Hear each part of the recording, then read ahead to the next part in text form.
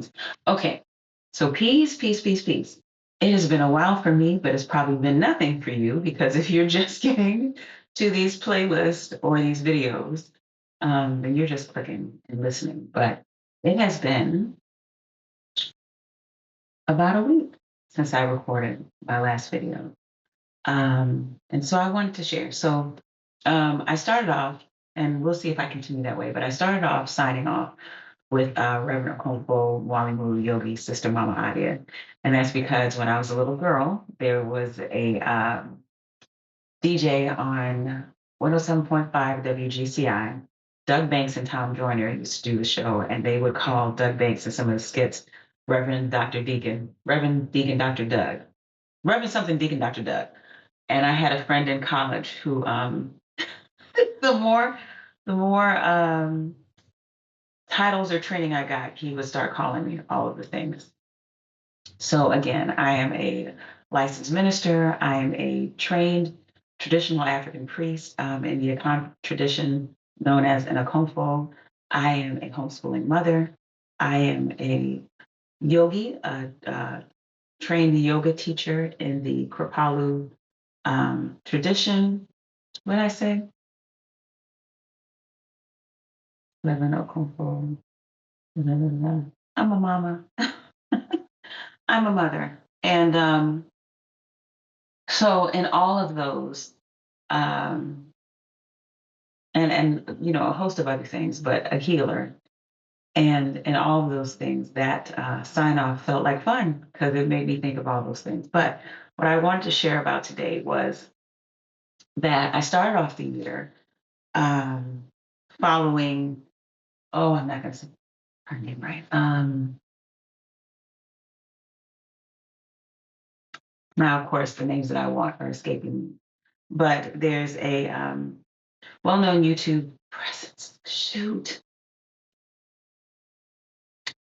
If it pops up, if it's not, I'll put it in the chat. But um, a really bright, sunny sister who's done a lot of sharing about not only her life, but her life through travel. And near the end of the year, 2025, she was selling a class on doing YouTube. And you know, of course, there's the promise of YouTube for residual money and all of those things. Um, but what she was challenging us to do was to uh, glow at them, we overcome. Um, is that she was challenging us to do 100 days daily YouTube posting. And so, you know, that does a few things. Of course, it's teaching the algorithm what you do and who you are and where to put you in front of other people and all those things. But it has taught me some things that that don't have anything to do with money, but have a lot to do with a lot of the things that I've been at. All those things I just listed, I've been at them for 20 to 30 years. So when I approached doing 100 days of YouTube, I approached it with about 11, about 11 or 12, but that's not right. Come on, do the math, girl. With about mm, maybe 14. That sounds about right. Yeah, about 14 playlists, 7 days a pop. So every week, 14 playlists. And the goal, of course, was to hit that 100 mark, but it was also to mine myself for what I could share that felt authentic and genuine, to learn how to share without vomiting all over all over the video. Um, so it's been pretty cool, and I will continue recording, but I will not record daily. It's just it was part of my daily rhythm, but there's some other things I would like to make part of my daily rhythm. Um, and for the things that I've been taught, I need a little more space between each day.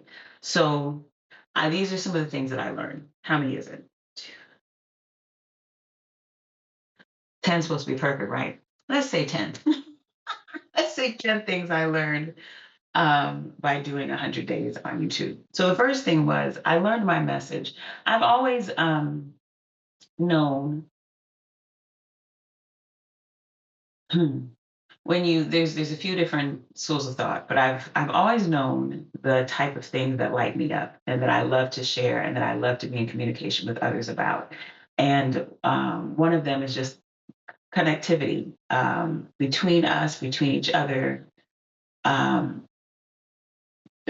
inside of us, and each one of us. There's a connection. There's a through line of all the things that really light us up and that um, really make us want to share. There's a theme. There's a continued theme, and so doing 100 days on YouTube reminded me because it's very easy in the daily hustle and bustle of running a house and taking care of people and organizing. I'm going to go through a whole list, all the things, all the things. It's easy to forget the things that light you up. And they're the things that have been lighting me up, even as I do all of those, as one of our elders here calls domestic goddess work. Even as I'm doing those things, these uh, these different things are interwoven. They are in everything that I'm doing, but I don't always get the chance to sit down and really talk about it. So that's the first thing. The second thing is I clarify how I like sharing about my experiences. Uh, there are always, I shared a playlist about the death of the good girl or why I had to leave the good girl behind or moving from the good girl to authenticity, all those things. And in being the good girl, there's always a looking outside. Is this acceptable? Will this work for whomever? Will this be okay? So doing the 100 days of YouTube has given me the chance to say what's okay to me, what I really like. And because I didn't come on here as one of the people that my children watch on YouTube, I didn't come here with a million people. Um, the the tens of people who are watching, uh, it's easy. It's easy to share. It's easy. I'm a licensed minister, so I have a history of standing up in a pulpit and preaching. And of course, you know, those have been varying degrees of crowds and varying excitement, and the choir has been unique, and the service has been unique. So speaking is not difficult. Being able to share in the confines of my home or wherever I've chosen, because I've moved outside of the home a few times, being able to share in the spaces that make me comfortable and to share what I've loosely planned and what comes up out of my heart and mind and spirit is wonderful. Because I do always imagine that I can hear you all talking back. It makes me nuts. I think it makes me great. But I share what I know I would need. And I know I'm not the only one who needs it. So I appreciated that.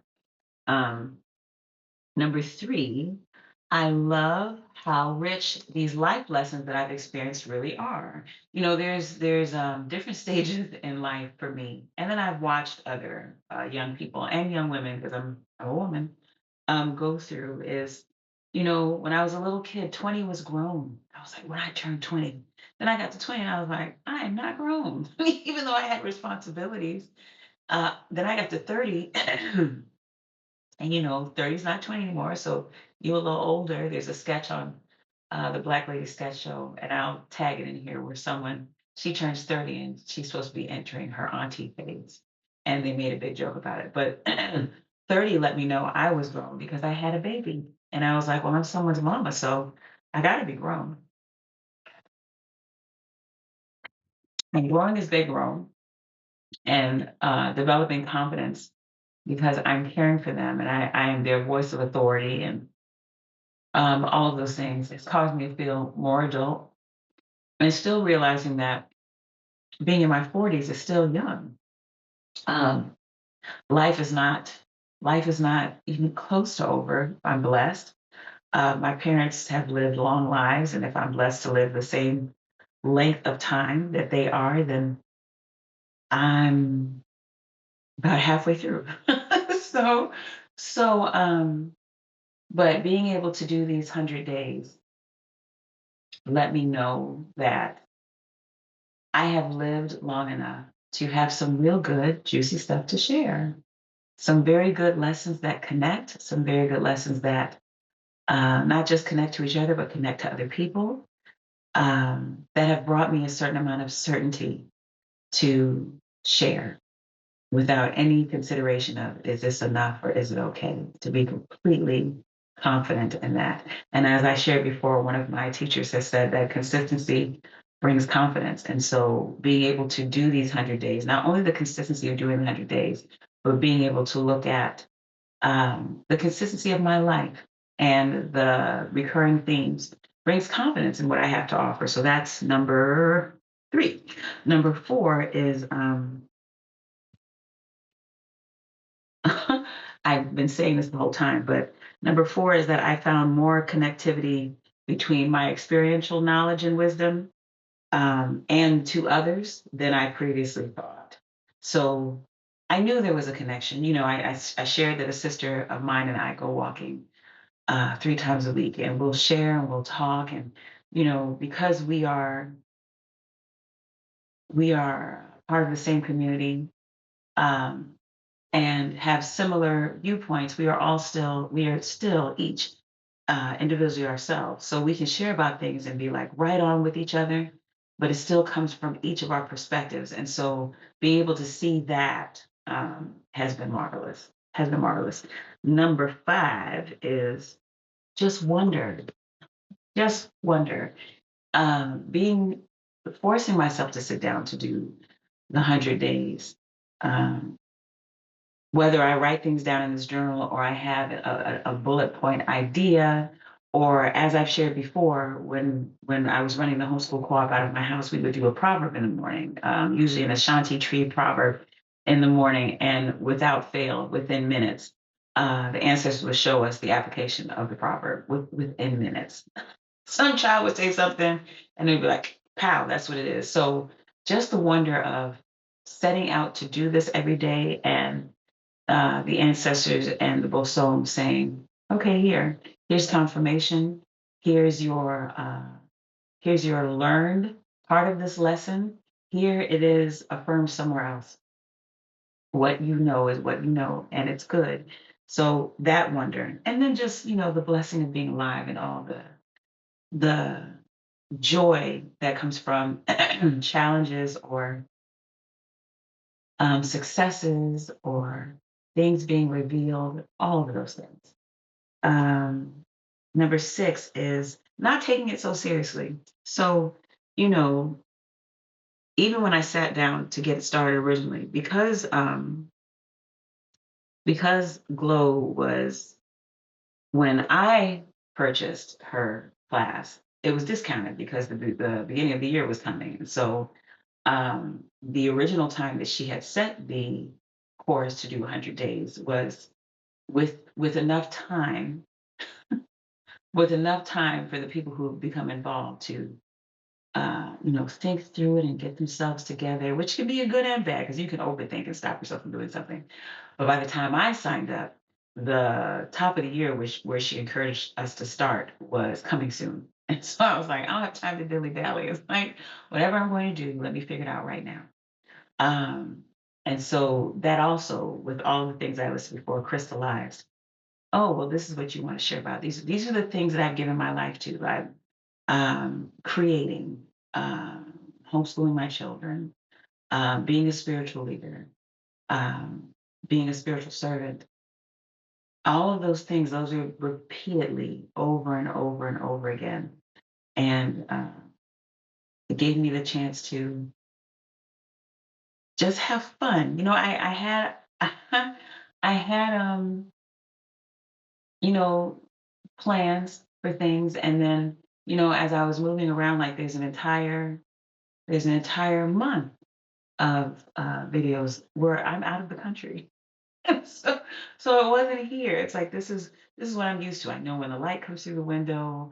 I know where I'm going to set up. I know what the sound's going to sound like. I know that if I close this door, generally my family will leave me in here so I can complete what I'm doing. But that was not the case when I was traveling. So there were some places where a dog ran up to me, or children came out to talk to me in between, or uh, loud trucks, all kinds of things. And it wasn't that deep. I could still share what I wanted to share. Um, the number seven is knowing what I have to share, and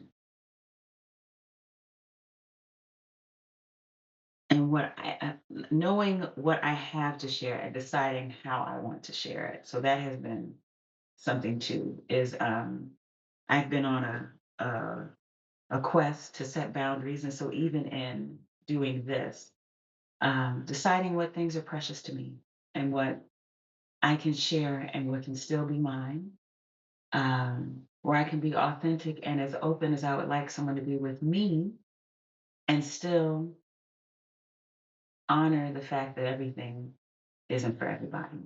So that was number seven. Um, I might not get to 10. Eight. Eight is learning from those I watch. Um, so, I watched different YouTubes, and there's some of them I'm not necessarily watching as much as I am participating in them. I follow a host of really beautiful Black yoga teachers online. And so, for years when I watch them, I go, okay, I wonder how they set up. I wonder what equipment they're using. And, I still have some of those questions. I'm not doing the same thing. But looking at the amount of time, I did not heavily edit any of these videos. There's like maybe three that I really went and like put videos in and sound, and I did this and I did this. That's the one on travel, where I travel to different places. Oh, and the one on herbs. What herbs are good for both spiritual work and health. And those are in, all the playlists too. But those are probably the ones I did the most editing, and let's put things in and those kind of things. Generally, I'm not doing that. So that's the other thing that made it easy to get through 100 days, because I wasn't spending hours. I mentioned to you before that my daughter, Cake and Cookies, Caken apostrophe, I don't think it's apostrophe, Caken Cookies. Uh, I think she's dope. Not just because she's mine, just because she's dope. But she has some videos that she's posted. And this is moving into my number 9. She's had some videos that she's posted, and I've watched her edit them. And okay, first, she's another generation, so this is second. It's nothing to her. I am Gen X, and so that we stood in both places of like nothing, no technology like this, and then a whole lot of it. I didn't have my first email address until I was like 17 on my way to college. Um, so to her, some of this is just second knowledge. She just, okay, this is what you should do, this is what you should do. And watching the time and dedication she gives to editing and how wonderful it turns out has been a lesson. So number 9 is learning from my daughter, and all of my children, but in specific her, because because all of them watch YouTube, but she's the one who um, creates YouTube videos. So she's the one who helped me move to CapCut and figure out how to adjust some things, and has given other suggestions. She's the reason that there's a banner on my page. She's also the one that said, when I was winding down to the end of the videos, and I was like, okay, I'm about done with these. And um, my brother, who is an actor, also said, that's Edgar Blackman, all these names. But he was like, so when you're done, you're not going to stop. Because he's really dope on, I don't have TikTok, but he's really dope on TikTok and Instagram. I see some of his stuff on Instagram. And then he's just, great in general in movies and television. But uh, he was like, well, basically, you've built momentum. You can't stop. Well, I won't continue in that way. I will likely move back to one or 2 days a week. sharing because I want to share what is genuinely coming up for me and making me happy and something that I think will benefit others. And I don't want to mind the dregs. I don't want to drag the bottom of the river to be sharing things. So my daughter also said to me, she also said, well, mommy, your thumbnails are trash.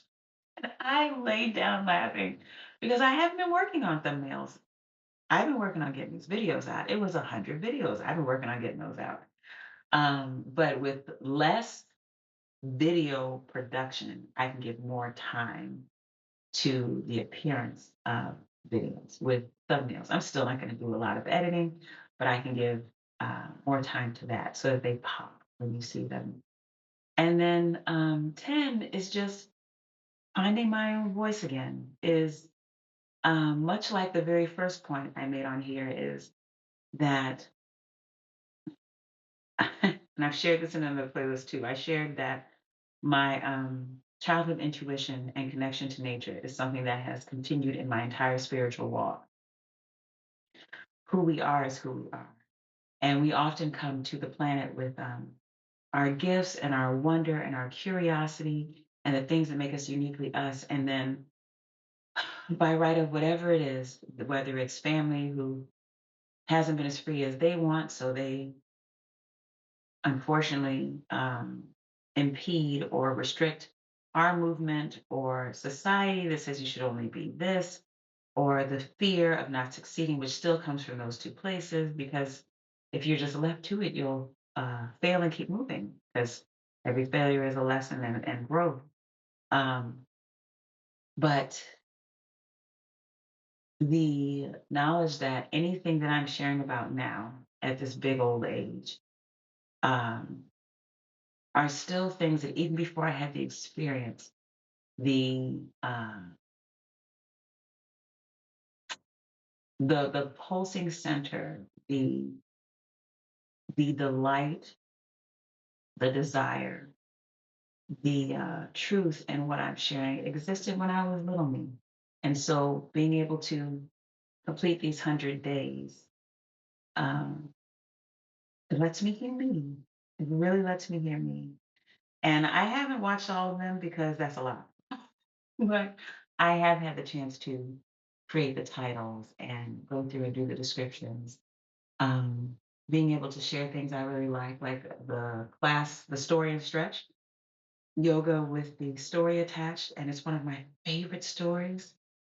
Um, Hope for the Flowers, and to be able to read the story, share it for adults, because usually when I do story and stretches for children, was just a joy. And butterflies, so many things that little me has loved, and little me is still in here. So those are the things that I've gained from doing 100 days on YouTube. And I look forward to it still blessing people and me being blessed in return. I've appreciated the comments that I've received. I've appreciated the hearts. I've appreciated um, the affirmations, the sharing, all of those things. I appreciate them. I've appreciated people who tell me in person that they that they watched a video. And I forget, you do something like this with anything that you create, or at least for me, anything that I create. Once it's created and it's given, it's given. And I'm not thinking about it. So when someone comes to share that it touched them, I'm very, very touched. I'm very touched. There was when I was in seminary, there was one of our professors, Miles Davis, peace be upon him. No, Miles Davis, this Dr. Miles, excuse me, Jerome Miles, peace be upon him. He talked to us about putting together sermons, and that once we crafted them, we give them away. And that was something we also used to say at the end of choir practice at Hampton University, that love is not placed in your heart to stay. Love is not love until you give it away. So giving of myself and giving it away um, has been the ultimate blessing in these 100 days. So I will continue, but I will not be daily, as I've stated already.